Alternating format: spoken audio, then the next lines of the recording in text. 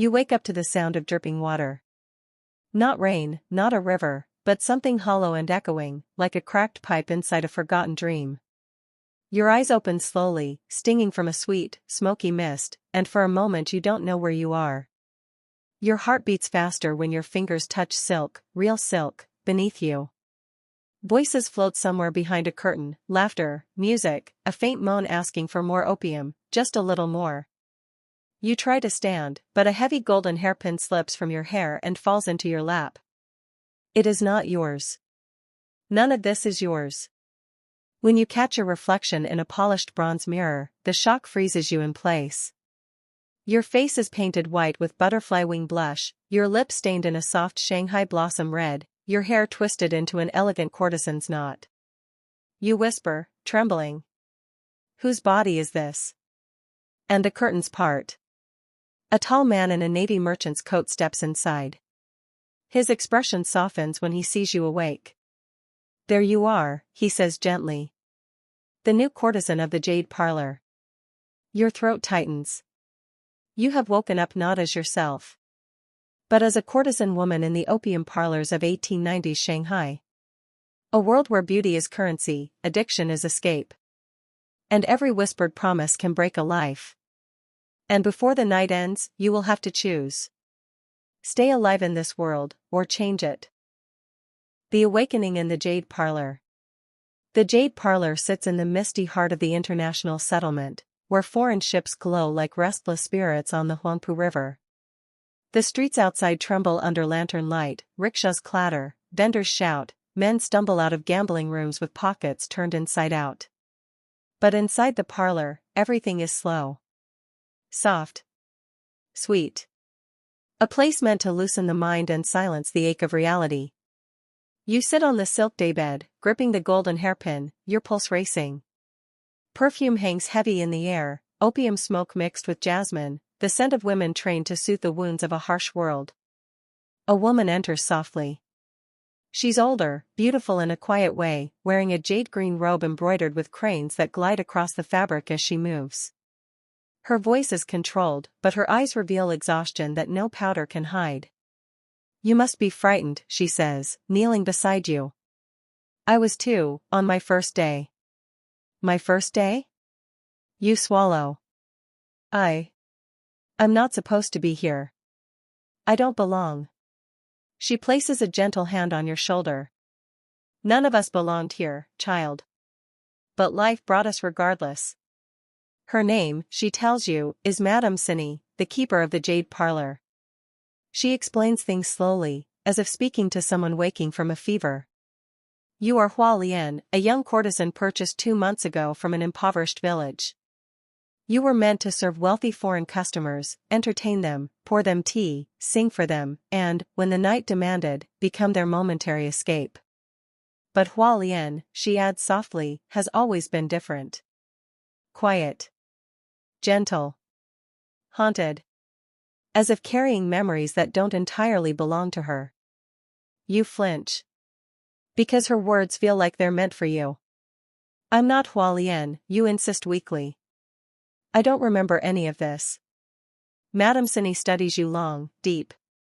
Her eyes soften, not with disbelief, but with recognition. There are women, she whispers, who break so deeply that their mind hides the past to protect them. Perhaps that is you. But you know it's not. You know you truly woke in someone else's life. Still, how can you explain something impossible? Before you can speak again, the curtain rustles. The same tall man from earlier enters, broad-shouldered, wearing foreign leather boots, his hair tied loosely behind him. His eyes carry wealth but hide a shadow of something colder. This is Mr. Liang, Madame Cinny says quickly. The man who paid for your debut tonight. A sickening twist forms in your stomach. He steps closer, studying your confused face. You look different today, he murmurs. Your hands shake as he touches your chin lightly. You pull back instinctively. His eyebrow lifts, amused. Ah. Still playing the shy blossom? But there is no cruelty in his tone, only familiarity. He isn't a monster. But he is still a man who believes he owns you for the night. Madame Cinny intervenes gently, perhaps she needs rest. The smoke earlier was heavy. Smoke? You glance around, and notice the long opium pipe lying near the cushions. Did Hualien smoke? Did you? You look at Madame Cinny with fear, and she quietly shakes her head. No. You never touched it. That is why I try to protect you. Her words bring a wave of emotion. This place is suffocating, but she, this tired, careful woman, is trying to keep at least one girl from falling into darkness. Mr. Liang sighs and steps back. Very well. I'll return tomorrow night. He leaves with a sweep of the curtain. As soon as he's gone, Madame Cinny's shoulders relax. I will not let you be forced tonight, she whispers. Not when your spirit looks so shaken. Your eyes sting. Nobody in this world knows you. But this stranger, a woman hardened by sorrow, sees your fear and protects you. Why do you help me? You ask softly. Her answer is quiet but heavy. Because once, a girl like you saved me. That night, she let you rest in her own quarters, small but safe, with a bamboo mat and a pot of chrysanthemum tea. You lie awake, staring at the ceiling, listening to distant cries and laughter, the songs of women performing their nightly duties. Somewhere outside, a drunken voice shouts your name, Hualien, calling for the courtesan with the moonlit eyes. You press your hands over your ears. You are not her. Yet the world won't accept that. Hours pass before the sounds fade. You finally drift into an uneasy sleep. The city wakes loud. Horns blare from foreign ships. Fishermen shout across the dock. Children race barefoot between market stalls. When you step out of the jade parlor, sunlight hits your face, warm and grounding, like something real in a world that feels stolen. Women pass carrying baskets of lychees. Sailors haggle loudly. A man paints signs in English and Chinese for traders moving opium through the port. You watch life move around you almost dreamlike. And then? Lian? A young man rushes toward you, breathless, holding a basket of steamed buns. His clothes are simple, his face sunburnt, his eyes wide when he sees you. Thank heavens, he says, you're all right. They said you collapsed last night. You stare, confused. I know you? He freezes. It's me. Wei. Your friend from the river village. Your heart drops. Another person who knows you.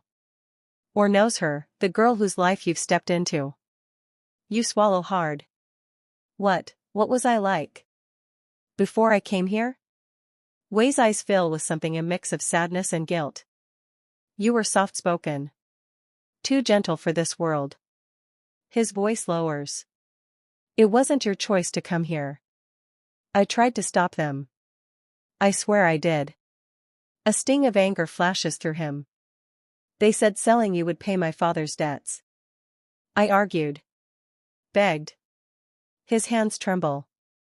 But the men who took you were stronger. Your breath shakes. So Hualien was sold. Forced into a life she never chose. The taller officer grabs your chin, studying your painted face. So you're the new girl. You force yourself not to flinch. Madame Cinny bows again. As you see, she is properly cared for. She simply fainted yesterday. Perhaps the smoke was too. The officer laughs dryly. Or perhaps she was hiding from us. Your pulse pounds. The officer leans closer, lowering his voice. Girls who are unregistered can be taken away. Locked away. Sold off again. You feel Madame Cinny stiffen behind you. And then? A voice breaks through the tension. That's enough. Everyone turns. Mr. Liang stands in the doorway, expression sharp, coat immaculate. She belongs to me, he says flatly. I paid for her debut. Her registration is filed under my name. If you have a problem, take it up with the merchant courts. The officers shift nervously, they know his status is higher than theirs.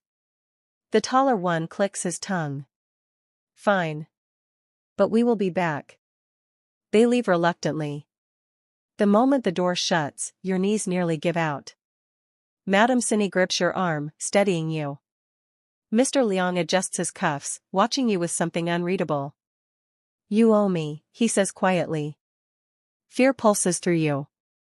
For protecting me? He steps closer. For telling the truth. If they took you, this place would crumble. And Madame Cindy would lose everything. Your breath catches. What do you want? He studies your face. His voice softens, surprisingly. I want you to be safe. And I want you to trust me. The room goes silent. You don't know him. He doesn't know you.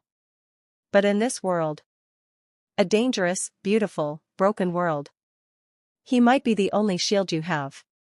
And yet, trusting him could cost you everything. The taller officer grabs your chin, studying your painted face. So you're the new girl. You force yourself not to flinch. Madame Cindy bows again. As you see, she is properly cared for. She simply fainted yesterday. Perhaps the smoke was too. The officer laughs dryly. Or perhaps she was hiding from us. Your pulse pounds. The officer leans closer, lowering his voice. Girls who are unregistered can be taken away. Locked away. Sold off again. You feel Madame Cindy stiffen behind you. And then, a voice breaks through the tension. That's enough. Everyone turns. Mr. Liang stands in the doorway, expression sharp, coat immaculate. She belongs to me, he says flatly. I paid for her debut. Her registration is filed under my name. If you have a problem, take it up with the merchant courts. The officers shift nervously, they know his status is higher than theirs. The taller one clicks his tongue. Fine. But we will be back. They leave reluctantly. The moment the door shuts, your knees nearly give out. Madame Cindy grips your arm, steadying you. Mr. Liang adjusts his cuffs, watching you with something unreadable. You owe me, he says quietly. Fear pulses through you. For protecting me? He steps closer. For telling the truth. If they took you, this place would crumble. And Madame Cindy would lose everything. Your breath catches. What do you want? He studies your face. His voice softens, surprisingly. I want you to be safe. And I want you to trust me. The room goes silent. You don't know him. He doesn't know you. But in this world, a dangerous, beautiful, broken world, he might be the only shield you have. And yet, trusting him could cost you everything. The evening fog rolls in early over Shanghai, thick and ghostly, curling along the river like pale fingers reaching toward the city's restless heart. Lanterns flicker alive one by one, their red glow spilling across wet cobblestones. And deep inside the jade parlor, new tension hums through the halls. Everyone senses it. The policeman's warning. The danger of being discovered. And the unspoken truth that your identity is a fragile thread that could snap at any moment. Madame Cindy keeps you close, instructing you quietly. Tonight, stay near the back rooms. There will be many men, too many. Her voice trembles slightly. She is worried. Not for business. Not for reputation. For you. You nod softly, though anxiety tightens in your chest.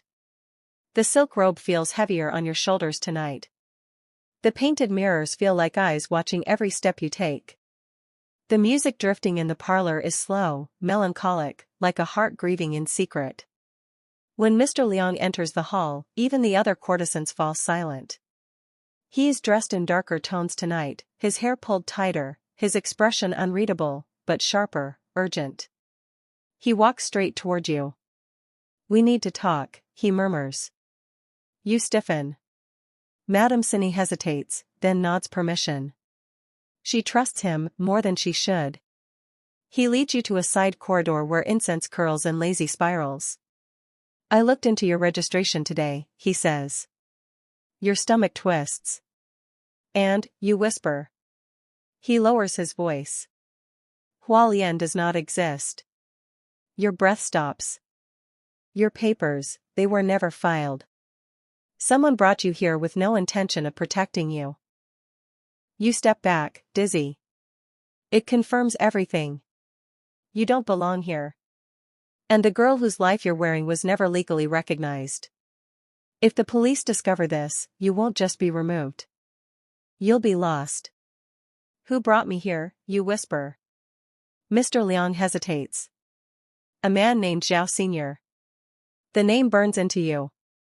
Is he dangerous? More silence. Yes.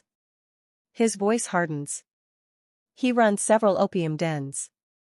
He trades girls, and sells those who cause trouble. Your blood turns cold. He will return soon to claim you, Mr. Liang adds. He lost money on you. He doesn't forget debts. Fear ripples through you. So what do I do? He studies you, a long, deep look that searches your fear, your strength, your hidden desperation. You don't have to stay, he says softly. You blink, confused. What? I can take you out of Shanghai, he continues. Tonight. Quietly. Safely. You won't owe me anything. Your heart stumbles. Escape. Freedom. A chance to run far away from this life. But Madame Cinny. The woman who protected you, sheltered you, saved you. She will be punished for your disappearance. As if reading your thoughts, he says. If Jiaosan finds you gone, he will come for her.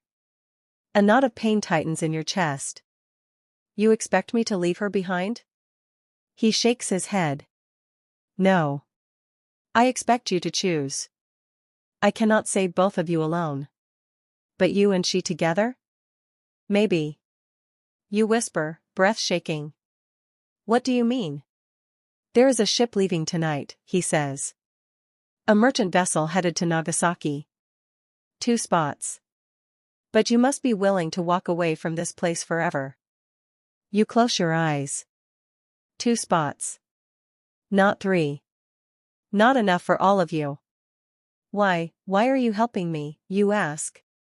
He looks away, jaw tightening. Because once, he murmurs, someone I loved was trapped in a place like this. I tried to save her. A beat of silence. I was too late. Pain flickers across his gaze. And suddenly, you understand. You are not just a courtesan to him. You are a second chance. The choice. You return to Madame Cinny's quarters, your mind spinning. You find her sewing a torn sleeve by candlelight. Her hands look so steady, yet the tremor in her shoulders says everything. Cinny, you whisper. She glances up, eyes softening instantly. You look pale, child. Sit. You sit beside her, watching the needle flash between trembling fingers. Tell me, she says gently. What troubles your heart? You swallow. Mr. Liang wants to help me escape. Her hands stop mid-stitch. I feared this, she whispers. Cinny, if I leave, Jiaosan will blame you. She lowers her gaze. He will blame me regardless. Men like him always do. You feel tears sting your eyes. I won't leave you behind. Cinny sighs deeply, so deeply it sounds like her soul loosens. Listen to me, she says, voice trembling. When I was young, I had a daughter. She was sold to a gambling house when famine struck. I searched for her for years. Your breath catches. What happened? Her voice breaks into a fragile whisper. I found her too late. She had died from the smoke. Tears slip down her cheeks, soft and silent. You sit frozen. She lost her child to the same misery suffocating this building. That is why I protected you, she continues. You remind me of her. The way you look at the world, the way you resist the smoke, your fragile heart. She wipes her face softly. If you get a chance to live, child, you must take it. Your voice trembles. But not without you. She stares at the candle a long moment. Then quietly. I am too old to run. But you still have a lifetime waiting. You reach for her hands. Cindy, please, come with me. She closes her eyes. And in that moment, her face softens into something you've never seen. Not fear, not sorrow. But longing. A longing she thought she buried decades ago. Your heartbeat surges. You will get her out. You have to. The night breaks open.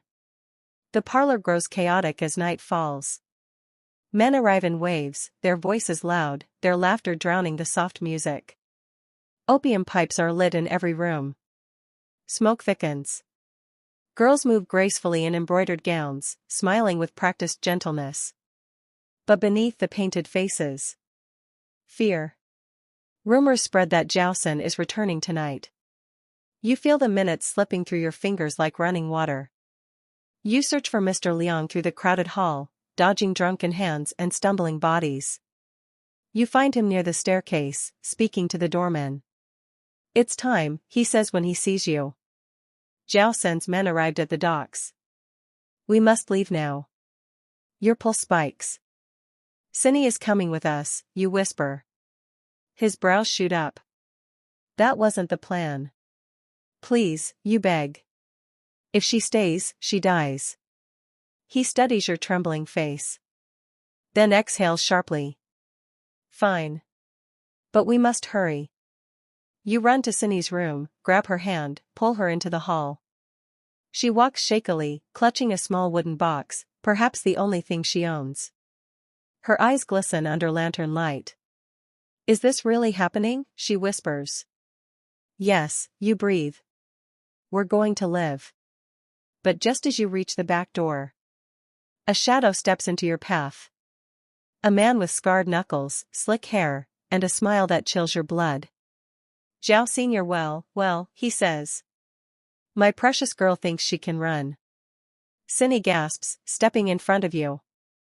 Zhao, please. He shoves her aside violently. Move, old woman. She hits the wall with a cry. Your fury explodes. Don't touch her. Courtesan smirks. Still pretending you're worth something? He reaches for you.